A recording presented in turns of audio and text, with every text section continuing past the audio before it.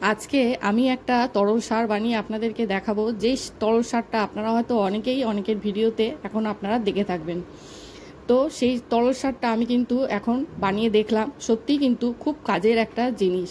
হাতের কাছে যারা একদমই কোনো গোবর সার বা কম্পোস্ট সার কিছুই পান না, তাদের কিন্তু এটা খুবই কাজে আসবে যদি করতে পারেন। আমি আপনাদেরকে করে দেখিয়ে দিচ্ছি, খুবই সহজ একটা উপায়, কিন্তু করে নিতে পারেন। অনেকেই বড় বড় ড্রামে এইগুলো করে থাকে, কিচেন ওয়েস্ট জিনিস থেকে এইগুলো তৈরি করে। কিচেন কম্পোস্ট সার, তরল সার গাছের জন্য খুব উপকারী। যারা হাতের কাছে কিচ্ছু পান না, তাদের কিন্তু এটা খুবই কাজে আসবে। আমি তো এটা করছি। এটা কিন্তু আমি দেখাচ্ছি একটা ছোট্ট একটা 5 লিটারের জার দিয়ে। এগুলো অনেক বড় বড় ড্রামেও আমি সবাইকে করতে দেখেছি, তো আমি একটা ছোট দিয়েই করে দেখাবো আপনাদেরকে। অল্প জায়গায় অল্প কিছু সার আপনারা তৈরি করে নিন।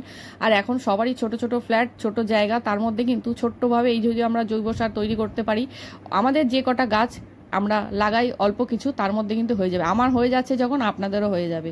তা আমি এইভাবে জারটাকে ফুটো করে নিয়েছি, দেখতেই পেয়েছেন যে মুখের দিকটা একটা ফুটো করে আর এরকম একটা সাদা কন্টেনারের উপর বসিয়ে দিয়েছি।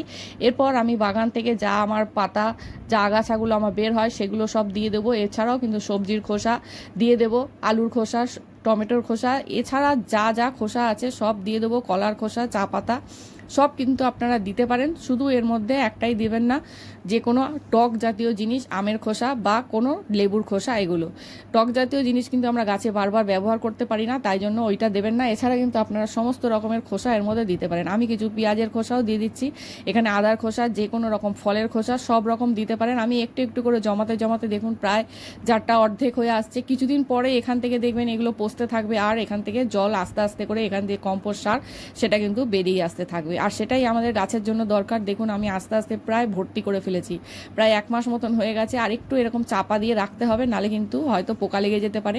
আমি বারান্দায় এইভাবে কিন্তু রেখে দিই, কোনো দুর্গন্ধ হয় না, কিচ্ছু হয় না। বর্ষাকালে একটু সমস্যা হলেও হতে পারে, গরমকালে কিন্তু দেখবেন একদম কোনো সমস্যা হবেই না। মাঝে মাঝে একটু রোদ্দুরে বার করে দেবেন, তাহলে দেখবেন একদমই দুর্গন্ধ আর হচ্ছে না।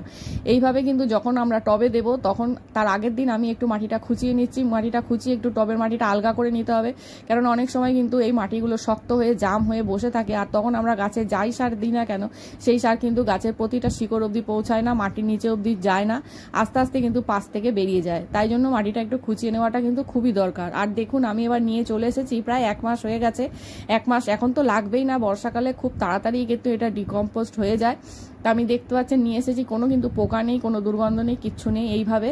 আর অনেকটা কিন্তু আমার তরল সার বেরিয়ে গেছে। আমার যা গাছ আছে, আমি যদি দুটো দুটো করে একটা একটা করে দিতে থাকি, কিন্তু সব গাছে এইভাবে ঘুরিয়ে ফিরিয়ে সপ্তাহে 1 দিন করে দেওয়া হয়ে যাবে।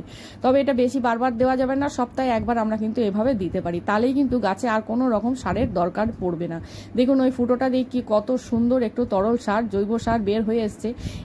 এই সারের মধ্যে কিন্তু নানান রকমের যে গাছের যা পুষ্টিমূল্য দরকার সমস্তটাই কিন্তু আছে। যেহেতু এর মধ্যে পেঁয়াজের খোসা, ফলের খোসা, আলুর খোসা যা যা আছে সমস্তটাই আছে।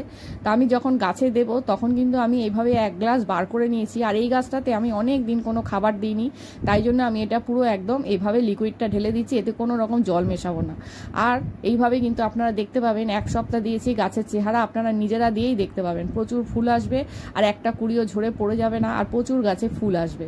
এইভাবে কিন্তু আপনারা করতে পারেন। এই গাছে আমার কোনো সার দেওয়া নেই, তাই জন্য আমি পুরো একদম ওটা লিকুইডটা ঢেলে দিলাম সপ্তাহে 1 বার। আর একটা গাছে আমি আপনাদেরকে দিয়ে দেখাবো, যদি আপনারা কোনো গাছে সার বা দিয়ে থাকেন, অনেকেই তো গাছে আমরা একটু সার দিয়ে থাকি, তো যারা একটু কম্পোস্ট সার বা অন্য রকম সার যারা দিয়েছেন, তারা একটু জল মিশিয়ে নেবেন। আমি ওর মধ্যে জল মিশিয়ে নিলাম 1 গ্লাস জলে, এরকম 1 গ্লাস জল করে নিলাম, হাফ গ্লাস ওই তরল সারটা দিলাম, আর প্লেন জল একটু দিয়ে আমি ওই গাছে দিয়ে দেবো। এরকম আমি লঙ্কা গাছে, সবজি গাছে, যে কোনো রকম শাকসবজির গাছে, সব গাছে আপনারা দিতে পারেন, দেখবেন ফলনও খুব ভালো হবে। আর লঙ্কার গাছে যেরকম ফুলগুলো ঝরে যায়, সেই ফুলগুলো কিন্তু আর ঝরবে না, প্রচণ্ডভাবে এগুলো কিন্তু গাছে খুব ভালো একটা কাজ করবে। তো এইভাবেই কিন্তু আমি সমস্ত আমার লঙ্কা গাছগুলোতে আমি এইভাবে জৈব সারই দিয়ে থাকি, যেহেতু আমরা এগুলো খাবো, তাই জন্য কিন্তু এতে কোনো রকম আমি রাসায়নিক সার দিই না। এইভাবেই কিন্তু আমি প্রচুর লঙ্কাও ফলিয়েছি, আপনাদেরকে এর আগের ভিডিওতেও আমি দেখিয়েছি। তা আমি এইভাবেই কিন্তু তরল সার এখন বানাচ্ছি আর গাছে দিচ্ছি।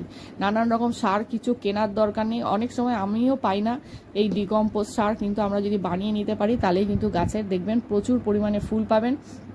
আর আপনাদেরকে কারোকে কোনো প্রশ্ন করতে হবে না, নিজেরাই গাছের সুন্দর ফুল তৈরি করতে পারবেন। শুধু একটু কষ্ট করে এরকম একটু সার আপনাদেরকে বানিয়ে নিতে হবে।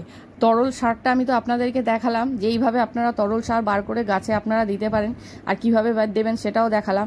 এরপরে আমি দেখিয়ে দেবো আপনাদেরকে যে ওপরে যে কম্পোস্টটা তৈরি হলো সেটাকে আমরা গাছে কিভাবে ব্যবহার করতে পারি, আর কিভাবে ব্যবহার করতে হয়, কতবার ব্যবহার করতে হয় সেটাও আপনাদেরকে দেখাবো, আর মাটিতে কিভাবে ব্যবহার করতে হয় সেটাও আপনাদেরকে নেক্সট ভিডিওতে আমি দেখিয়ে দেবো।